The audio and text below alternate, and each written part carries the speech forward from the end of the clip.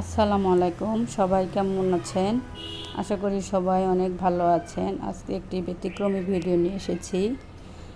গত শীতে আমি বাড়িতে গিয়েছিলাম, দেশে গিয়েছিলাম আর কি।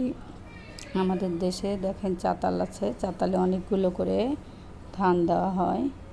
আমি ধানটা পা দিচ্ছি, অনেক দিন ধানটা পা দেওয়া হয় না, ভাবলাম ভুলে গেলাম কিনা, তার জন্য ধানটা পা দিচ্ছি। সাইডে আমার মা আমার বোনের ছেলেকে খাওয়াচ্ছে।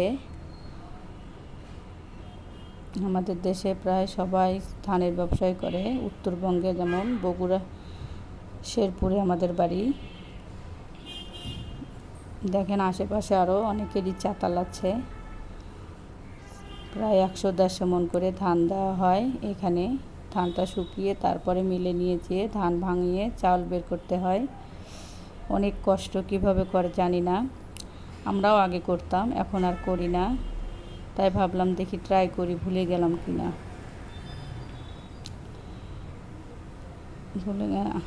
আমার ভিডিওটা কেমন হয়েছে জানাবেন, আর সবাই সাবস্ক্রাইব করবেন। ধন্যবাদ। আসসালামু আলাইকুম সবাই।